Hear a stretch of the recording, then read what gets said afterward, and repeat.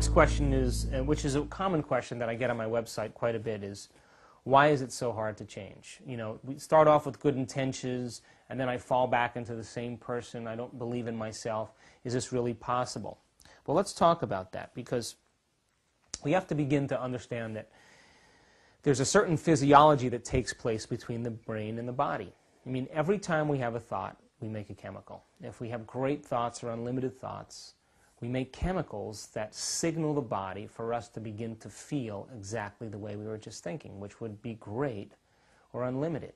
So this etherical thing called thought is running around in the brain, fires a set of circuits. The circuits then release chemicals, and the chemicals travel to the body as messengers to signal the body for us to feel exactly the way we were thinking. So if you were thinking unhappy thoughts or negative thoughts, in a matter of seconds, you would begin to feel unhappy or negative. So now the body then gets the signal from the brain, and we begin to have mind and body working together. We begin to have our thoughts stimulating our body, and we begin to think negatively, we begin to feel negatively. Now once we begin to feel negative, and we're noticing that we're feeling that way, it's very appropriate for us to think equal to how we feel, which then makes more chemicals for us to feel the way we think and think the way we feel. And this chemical cycle, this chemical continuity, creates what's called a state of being. So a person says, I'm an unhappy person, because they've memorized that chemical state of being. Now if you think about this, the repetitive cycle, the redundancy of making those same chemicals, 20 years of hatred, 10 years of anger, 15 years of judgment, the chemicals that are being created are conditioning the body over time to become the mind. So think about this. When the body becomes the mind, we're in a habit. A habit is when the body is the mind. So the person has fired the same thoughts which made the same chemicals of, say, suffering or insecurity.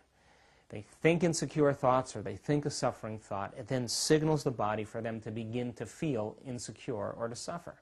Once they begin to say suffer, then they begin to think equal to how they're feeling. They begin to think thoughts of self-pity. They begin to complain, they begin to blame, they begin to make excuses, which then makes them feel more suffering, which then allows them to continue this cycle. And when we begin to think and feel and think and feel over and over again, feelings become the means of thinking.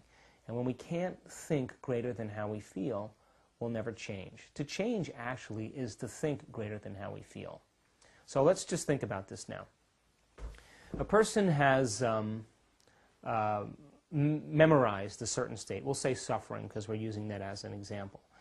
They've practiced it enough times, they've thought about it enough times, they felt it enough times. It's become their personality, an aspect of their personality. And by repeating the thoughts over and over again and repeating the feelings, I said, if we do that enough times, we condition the body to become the mind. Here's an example. So you say, well, how does the body become the mind? Well, if you're feeling in the state of mind called suffering, and you've mastered that feeling, the body knows better than the brain. And when we can repeat something that amount of times, we file it into a different memory system in which the body literally knows better than the brain. You know, if you think about it, when you can't remember a phone number in your mind, but you pick up the receiver on your phone and your hands is able to dial the number. I mean, how is that possible? It means that you've practiced that so many times that the body knows better than the brain. So most emotional reactions, most states of mind, most skills and most habits, most conditionings take place where the body knows better than the brain. So the person then who has suffered for, say, 20 years, they say, I want to consciously declare that I want to be happy. But because the body has been conditioned for 20 years to be unhappy or to suffer, the mind and the body are not working together. So the body is the servant to the master. The brain and the mind is the master. If we condition the body to know better than the brain, the servant literally becomes the master, and then the master goes to sleep. So now when we say we want to consciously, willfully declare happiness, the body, which has been conditioned to be unhappy, mind and body are working in opposition. So if the body knows the state of mind of unhappiness better than the conscious brain knows happiness, because it hasn't really had the experience, then the body just takes one stray thought or one stimuli from the environment and the next stimulus from the environment. And the next thing you know, the person begins to act in repeatable ways. So to change then is to lift the mind out of the body and to put it back in the brain. And that takes an act of will. That takes effort. Nobody tells us that change is going to be difficult. Nobody says, hey, in the midst of change, you're going to be uncomfortable. Well, it's true, because when you begin to break the same chemistry, you interrupt the chemical continuity of thinking and feeling. If you say, today I'm no longer going to suffer, today I'm no longer going to feel sorry for myself, today I'm no longer going to be making excuses or blaming anybody, and you begin to stop the same thoughts and same actions, you're no longer making the same chemistry to the body, and the body begins to go in chaos. It begins to revolt because it's been conditioned for 10 or 20 years. And it begins to send signals back to the brain. And it sends signals both through the central nervous system and through the circulatory system.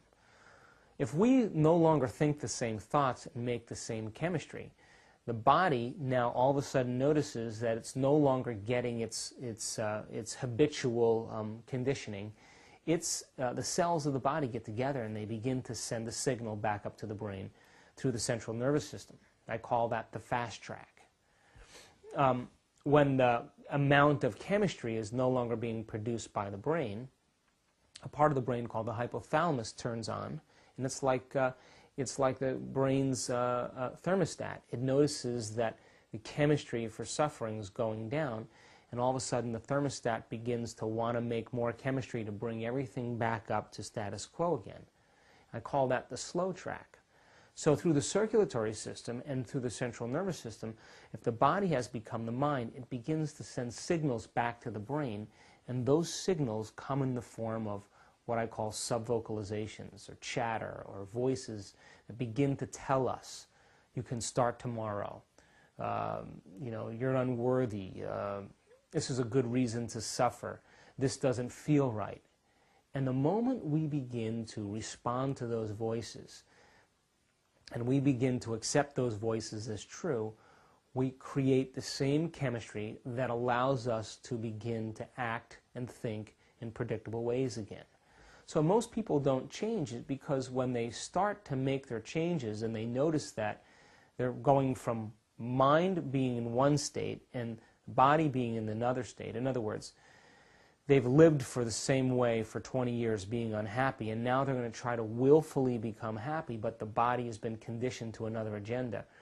In the process of change, there's got to be a way to begin to teach the body a new state or recondition it with a new mind.